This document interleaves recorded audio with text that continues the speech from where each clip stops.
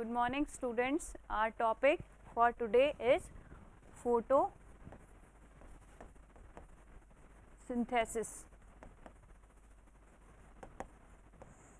As we all know, this is a very simple process. We have studied this process since the standard 6, standard 5, and this is a process of synthesis of with the help of with the help of light. So photo means, when we break this word into, when we analyze this word, this means light, and synthesis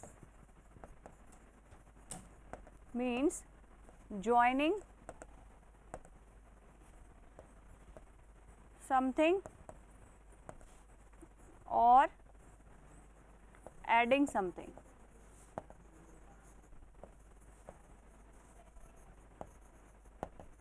So in this process we add something with the help of light, but what things we add, which things are added, and what is this process all about? Let's discuss with a simple equation.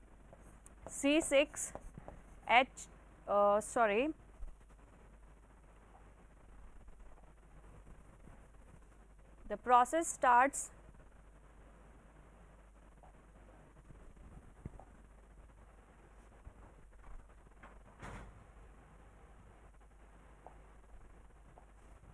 there is a simple equation, 6 CO2 plus 6 H2O is equal to C6H12O6 plus 6O2 plus C6H12O6 plus 6O2 plus 6 H2O. So this is a simple process, simple equation of photosynthesis, but here is a thing that this water molecule is 12 in number. This was given by von Neil, as he suggested that the oxygen evolved in the process of photosynthesis comes from the water molecules. So water molecules are more in number because oxygen is generated from these molecules, and this whole process requires light. So why light is necessary, and how they use this light to convert CO2 and H2O into the glucose. This is a complex molecule. This is a molecule which is known as glucose, and it is a general formula of glucose. We also call it carbohydrate. Fine.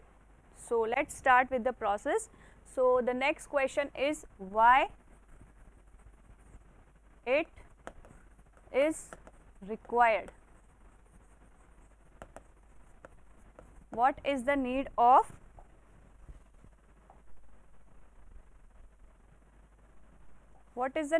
photosynthesis? Why it is needed? Why it is required? So first thing, photosynthesis produces oxygen. So this is the only known method till now which produces oxygen, and oxygen is a must thing for all the living organisms like humans, animals, insects, all of the living organisms.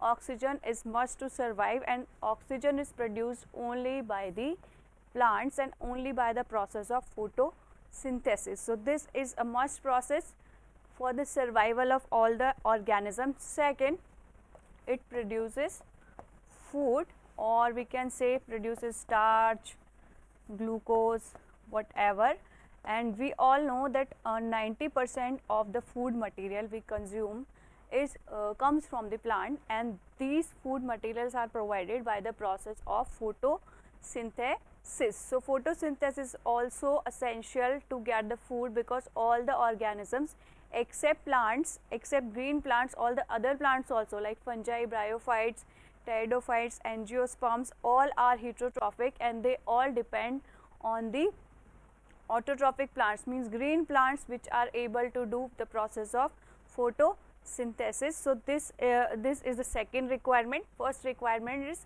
as it produces oxygen, and oxygen is very much must product, but what I can say, it not essential, it is a must, because we all cannot survive without oxygen. All the living organisms require oxygen for their respiration. And second, they produce food which is used by all the organisms. Second, the next thing is photosynthesis process.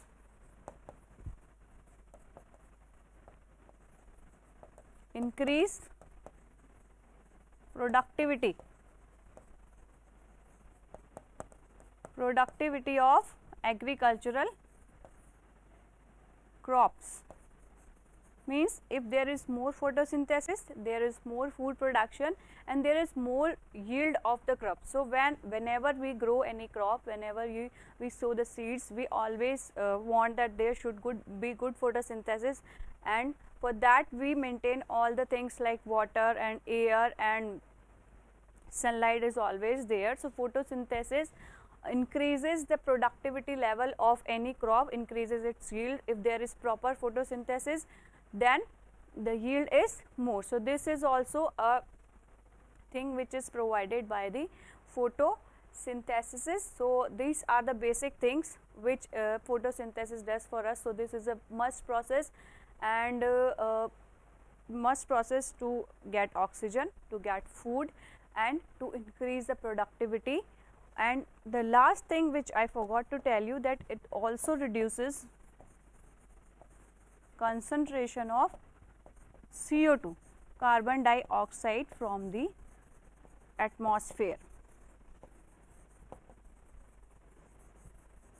As we saw that during the reaction of photosynthesis, CO2 is involved and water is involved. The CO2 concentration, if accumulates in the atmosphere, if it is not used in the process of photosynthesis, then it will cause global warming, then it will cause, because breathing of CO2 also causes death of many organisms, so it will cause more population. So CO2 concentration is also maintained by using that CO2 during the process of photosynthesis for the conversion of CO2 to carbohydrates. So these are the basic 4 parameters which for which the process of photosynthesis is much required, because without the oxygen we cannot survive, without the food we cannot survive, and in more amount of CO2 we cannot survive. So the photosynthesis is very much essential for these things. So whenever there's question comes like why photosynthesis is necessary,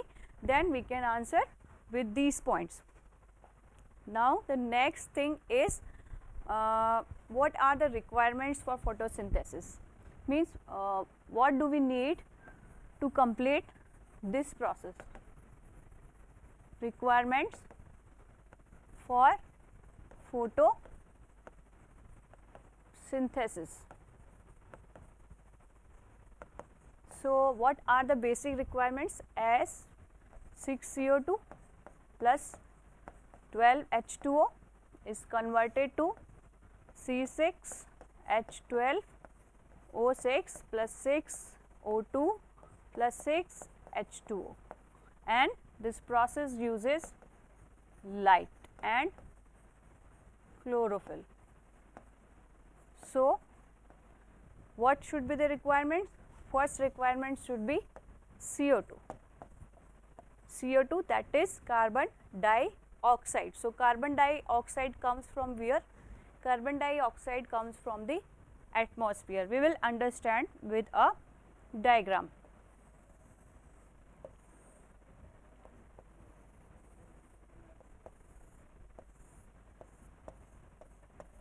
Let's suppose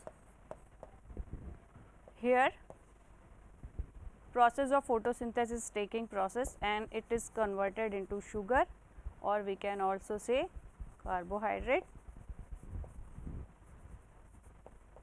and things required are sunlight is used,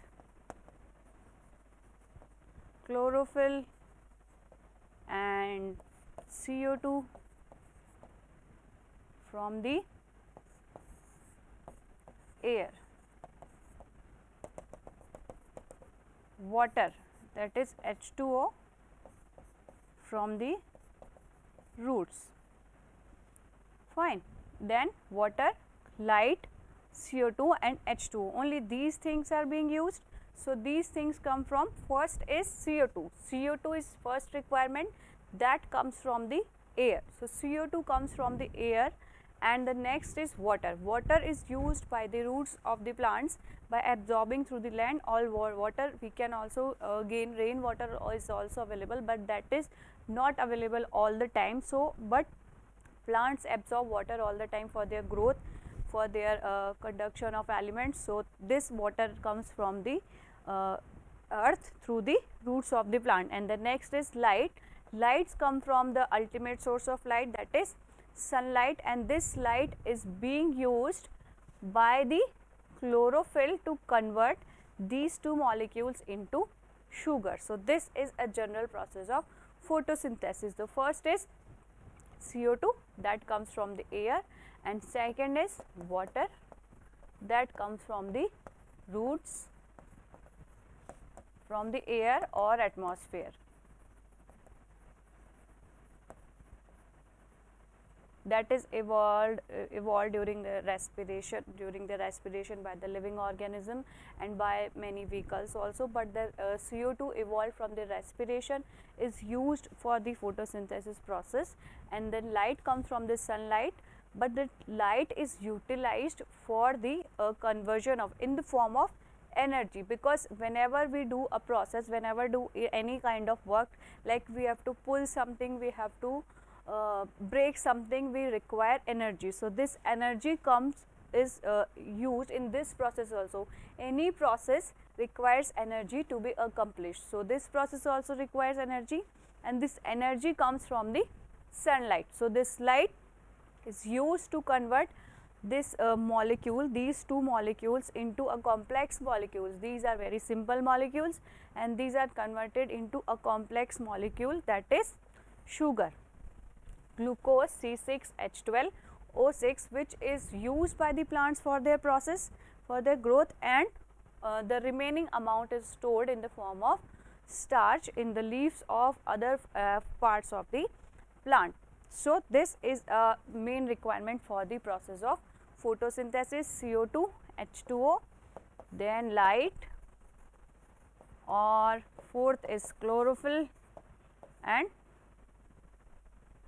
these are the basic requirements. These four are the basic requirements: CO2, H2O, sunlight and chlorophyll, and these four requirements are utilized to complete the process of photosynthesis. But there are two experiments which prove that CO2 is required and chlorophyll is required. So to test the presence of chlorophyll, there is a experiment, leaf experiment, which we can say like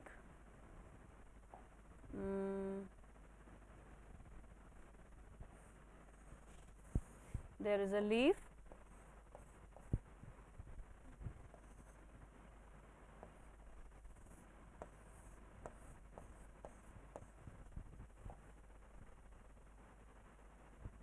so if we cover the leaf, half part of the leaf, with a paper. So we took two leaves and we covered only one leaf with a black paper, with the paper which should not be transparent, which should be black or any dark color, because it covers the green surface of the leaf. So when we put these two leaves into the sunlight, and after some time, when we do the starch test is done to test the presence of starch with the help of iodine solution. So starch test confirms the presence of starch. So presence of starch is the confirmation of the process of photosynthesis. So to confirm the process of photosynthesis, occurrence of photosynthesis, we do starch test. So for starch test, first we put these two leaves into the sunlight near around 20 to 30 minutes, and then after some time we did the starch test by taking some part of these leaves and putting iodine solution on that part only. We took a part from this leaf and we took a part from the covered part of the leaf, and then we tested for the starch, and the test showed that there is no starch. There was starch present in the leaf which was not covered, and there was starch absent in the leaf which was covered with the black paper, which means the process of photosynthesis has not occurred in this leaf, because the leaf was covered with the black paper and sunlight was not there. So chlorophyll could not convert this CO2 molecule into carbohydrate. So the first thing is, this experiment proves that chlorophyll is essential for the process of photosynthesis, because it captures the light energy and converts the molecules into carbohydrate by using that energy. And if chlorophyll is not there, chlorophyll is present only in green parts of the plant, and chlorophyll is not there, which means light will not be trapped, so the process of photosynthesis will not take place. Now the next experiment is presence of CO2. For that, we took a leaf in a test tube in a jar, or we put a cotton which was soaked by KOH, soaked cotton along with the leaf. We took a leaf and we put it in a test tube or in a jar which contained a cotton ball containing KOH solution, which means it was first soaked in KOH and then put into the jar along the leaf, and the other leaf was placed in sunlight. So what does KOH does? So again we did the starch test after the completion of experiment. After some time, after 20 to 30 minutes, we again did the starch test with the help of iodine. The starch test confirms presence of starch, which means photosynthesis was there. So for starch, at first we took two leaves. We put one leaf in a jar along with a cotton ball which was soaked into KOH, and the other leaf was directly put into the sunlight without doing anything. So after the starch test in both the leaves, we found that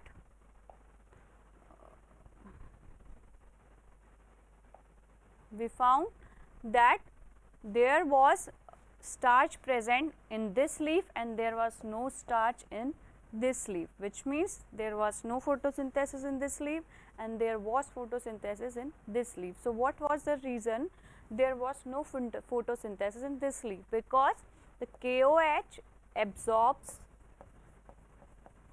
CO2.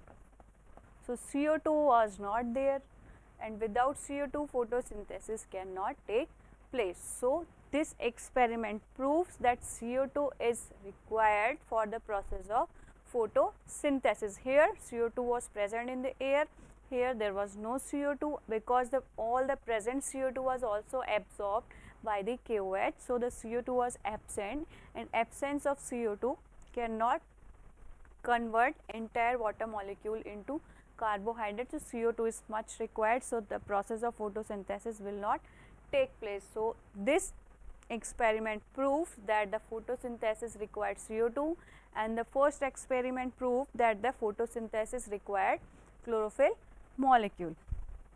Fine. Now the next thing is, we will know about some of the unknown facts. We all know about the process of photosynthesis, the reaction of photosynthesis, requirement of the photosynthesis, and why it is necessary. But how did we came up to this equation? How did we know that CO2 is required?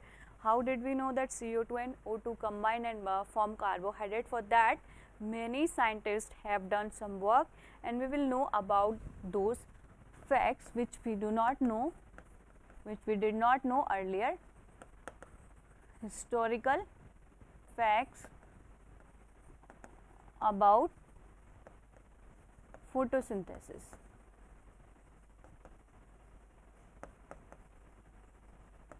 So, first experiment, we will start with the experiments. First experiments which was done by John Priestley. It proved that air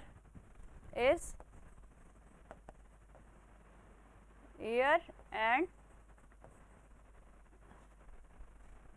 water are must for the plant and the process of photosynthesis. For that he did an experiment.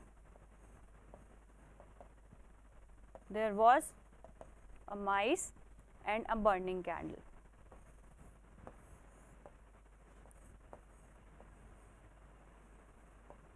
Mice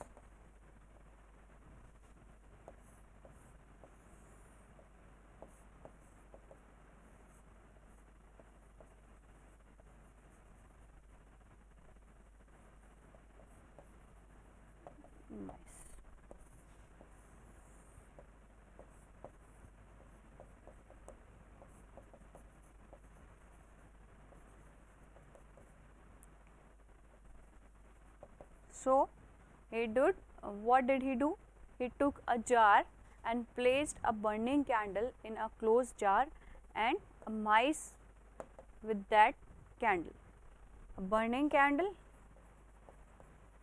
and a mice in a closed jar. So, what will happen? After some time, the mice died, and in another jar he placed the burning candle and the mice and a mint plant. Along with those two, he also placed a mint plant, and in that jar after some time the mice was alive. It was not dead, it was alive. So, what did he concluded?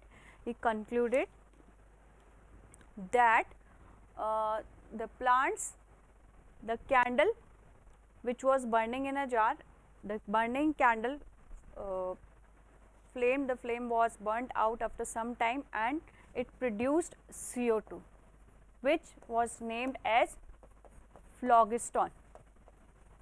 In his experiment, he named this gas as phlogiston. So, phlogiston caused the mice to die, and in another experiment he put the mint plant which did not allow the mice to die because of the conversion of that phlogiston into something some other thing which did not allow the mice to die, and because of which the mice remained alive. So, that was named as D-phlogiston.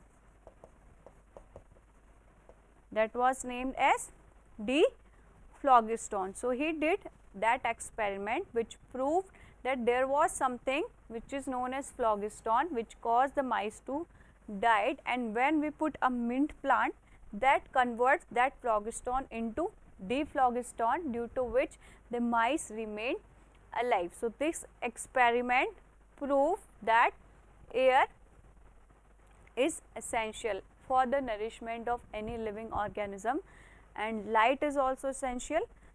So, he did this experiment, and the gases which was known as phlogiston and D-phlogiston, this was CO2 and this was oxygen. So, the mint plant converted CO2 into H2O, and this was proved by Lavoisier. Second scientist was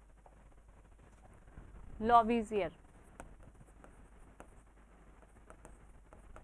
He identified phlogiston,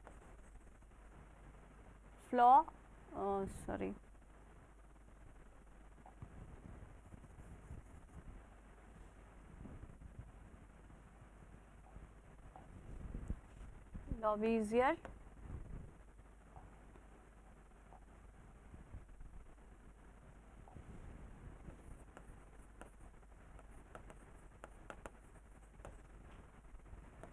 He identified phlogiston as CO2 and diphlogiston as O2.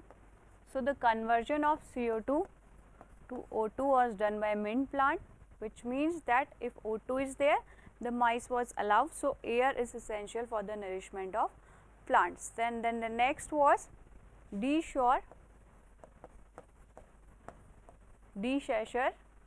which proved that water is essential for photosynthesis.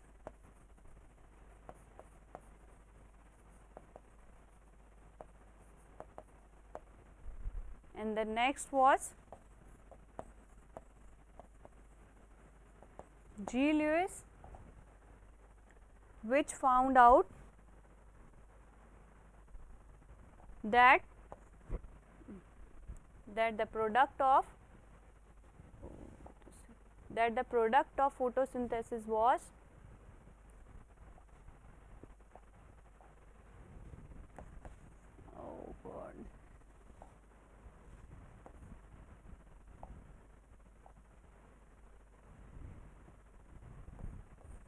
G.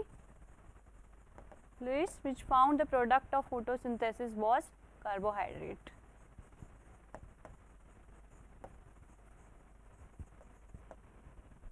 And then next was Calvin, who found out the path of carbon in the process of photosynthesis.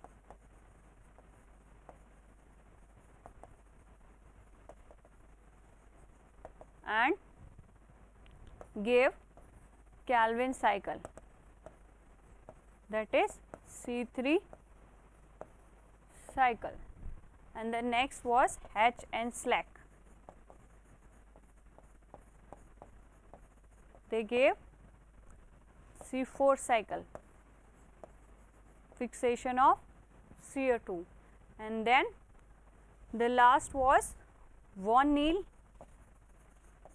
who gave the equation of photosynthesis, that is 6 CO2 plus 12 H2O converted into C6H12O6 plus 6 H2O plus 6 O2 by the use of light. This equation was given by Von Neil, and the last Arnold and Emerson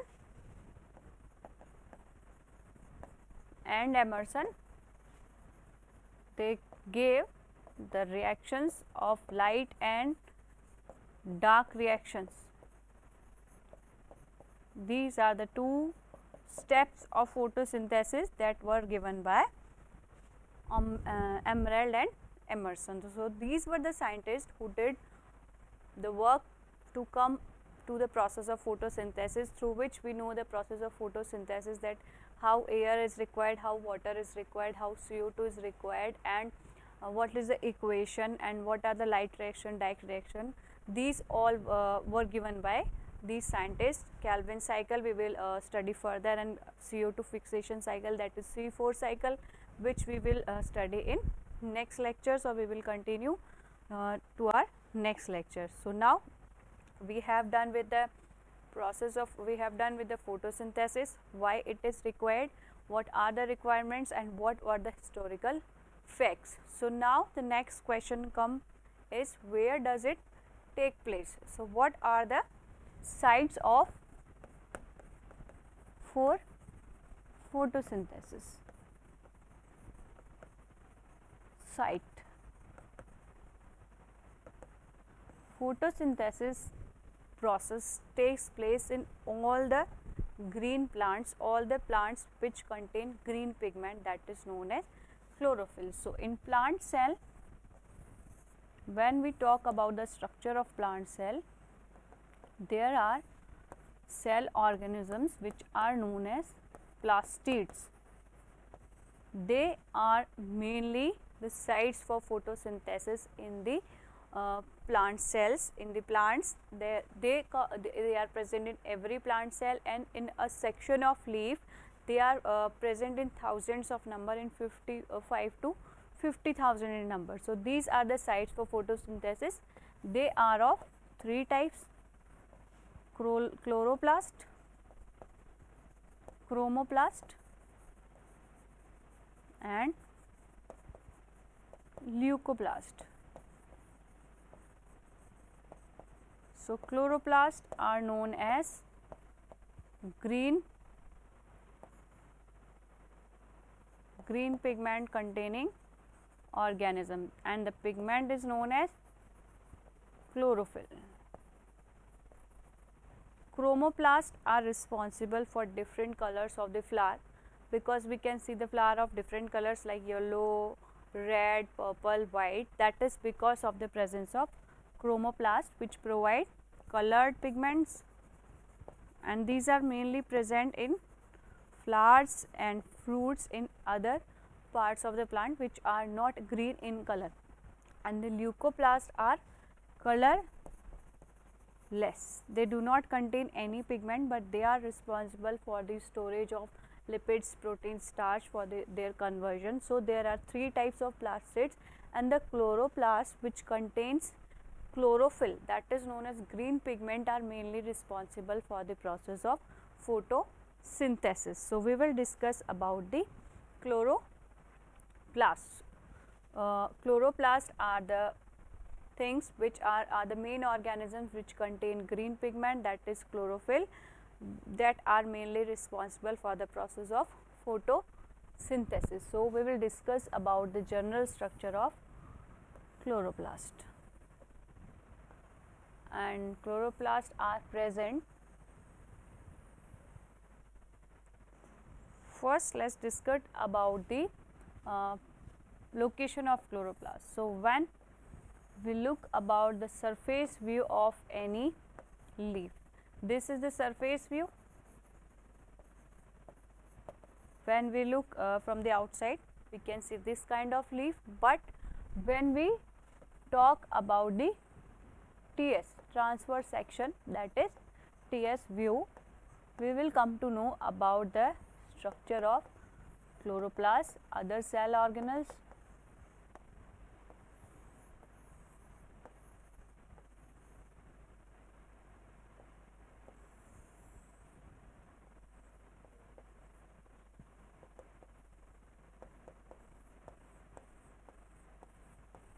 So this is the upper epidermis,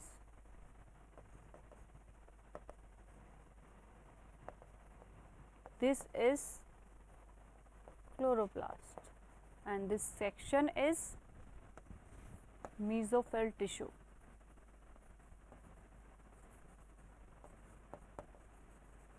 And this is lower epidermis,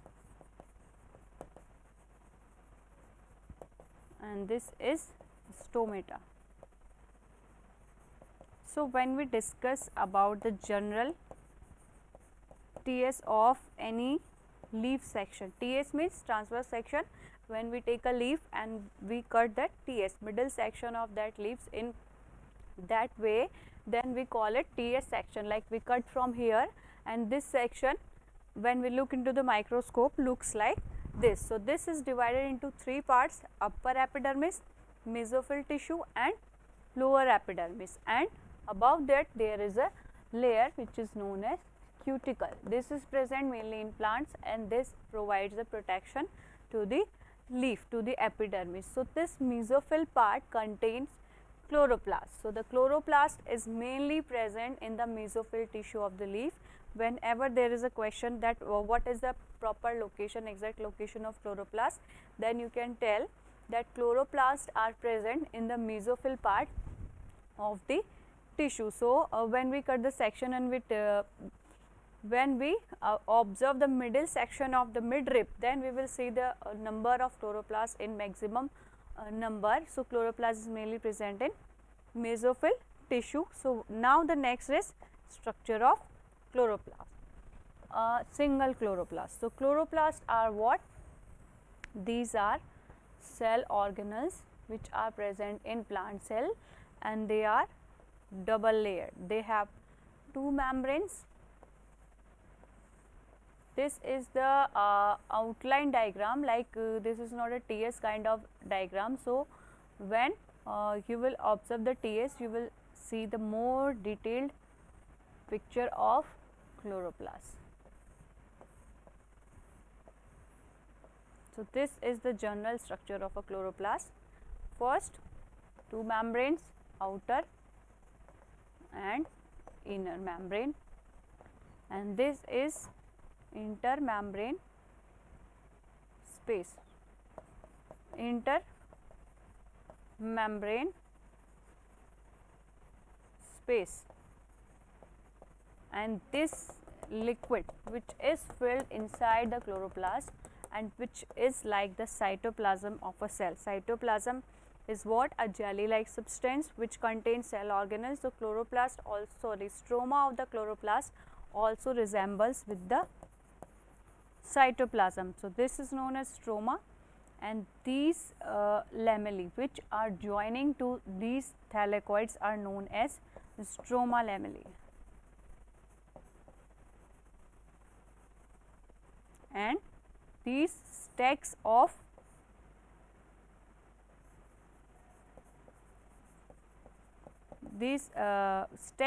thylakoids are known as grana. Grana means stacks of thylakoids, and when we take a single grana from these, then this is known as single member, this is known as thylakoid, and when there is a stack of thylakoid, that is known as grana. So grana is the prime location for the presence of chlorophyll. Chlorophyll is present in these sections. So in these stacks there is presence of chlorophyll pigment, that is green pigment, that is mainly responsible for the process of photosynthesis, for capturing the light. So this contains chlorophyll. So first thing, the plastids which are present in plant cell, and they are of three types: chromoplast, chloroplast and leucoplast. So chloroplast, which contains green pigment, is responsible for the process of photosynthesis, and the name of that pigment is chlorophyll.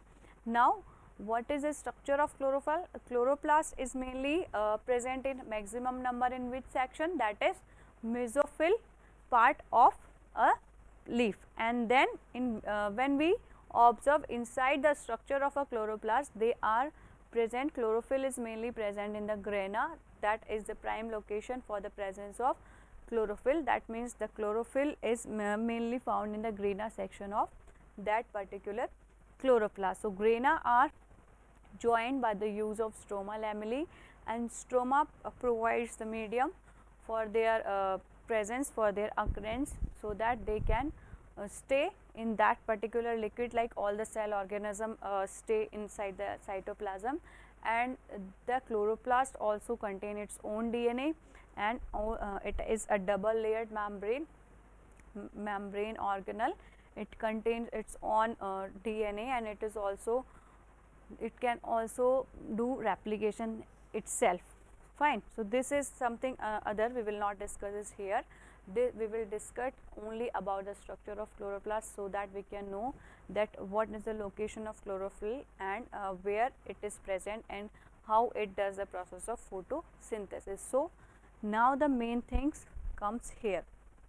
This was the structure of chloroplast. Chloroplasts are present in mesophyll, and grana, which are present inside the chlorophyll, are the main location for the presence of chlorophyll, which is a green pigment which is required by the during the process of photosynthesis to capture the light. Now the last thing, which is the main part of this photosynthesis process, is the mechanism.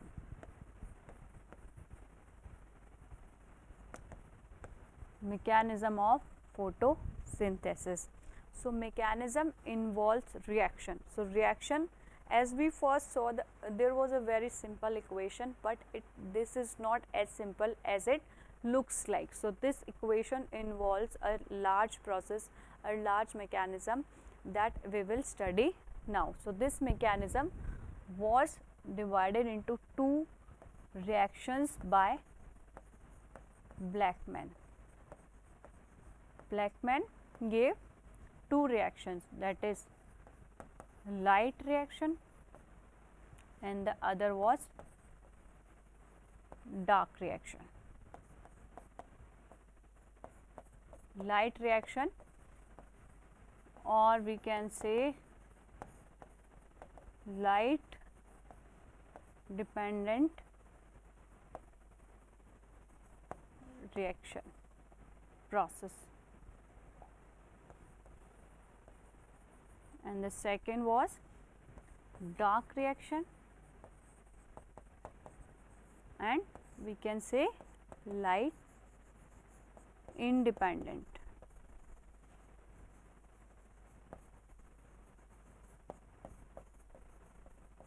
Light independent process, which means the first reaction requires light and the second reaction does not require light. Light is not compulsory for the dark reaction, and these two reactions complete the process of mechanism of photosynthesis. Let's discuss about them in the detail. So, we will understand with the help of a diagram.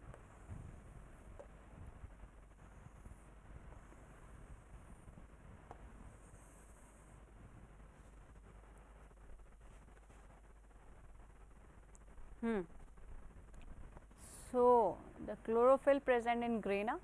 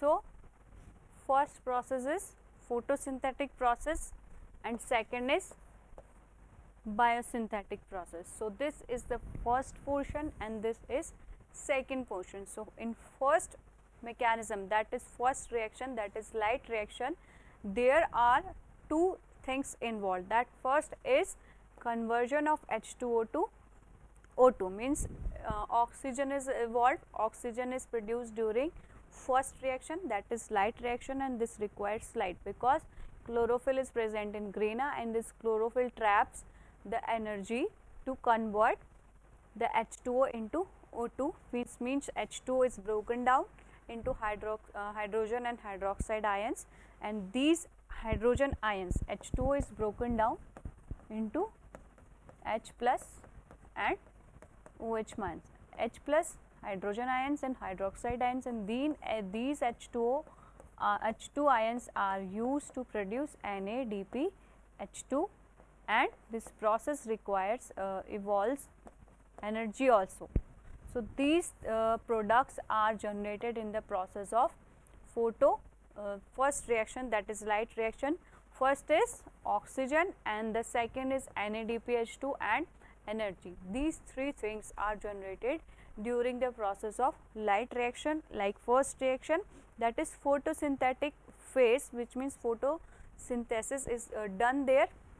Light is utilized to convert, to generate energy and to for the photolysis of water, and these hydrogen ions are used to make NADPH2, and these two things will be used during the second process, that is biosynthetic process, for the conversion of CO2 to sugar, that is starting product and that is final stable product, which we will discuss later during the detailed process of mechanism of these two reactions. This is just the outline that what does takes place, but how does it takes place we will discuss later on.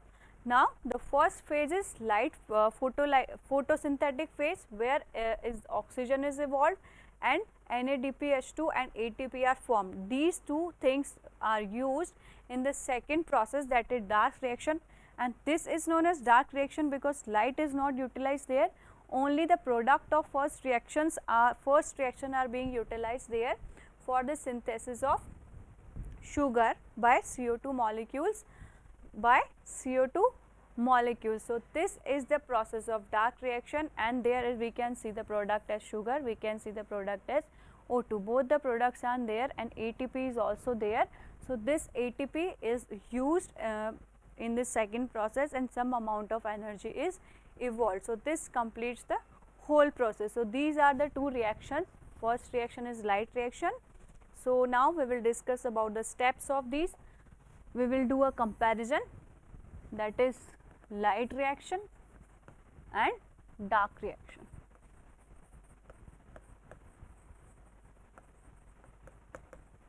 So what is the first phase? Light reaction. It was the first stage or first phase, and it is the second phase. It requires light.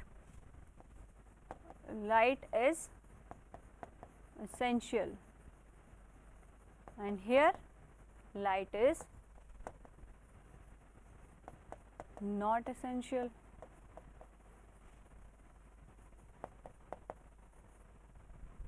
Now the next thing is oxygen is evolved here,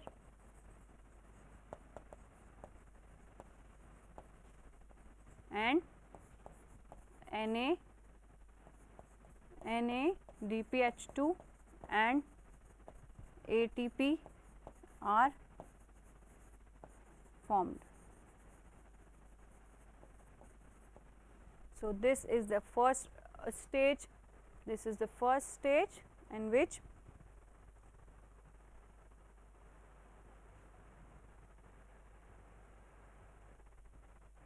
so this is the first reaction, and that in next reaction these NADPH2 and ATP are used to convert CO2 into carbohydrate. First reaction takes place inside the thylakoid grana because it contains chlorophyll, and chlorophyll is required for the process of hydrolysis of water, and this takes place inside the stroma of the chloroplast. So these are the basic differences between light reactions and dark reaction. We can also explain with the diagram, and we can also do differentiation like this. So in later on lectures we will discuss about the complete mechanism, like how does these reactions actually take place step by step, and what is C3 cycle, C4 cycle, electron transport system, that all are involved during the process of photosynthesis. Thank you.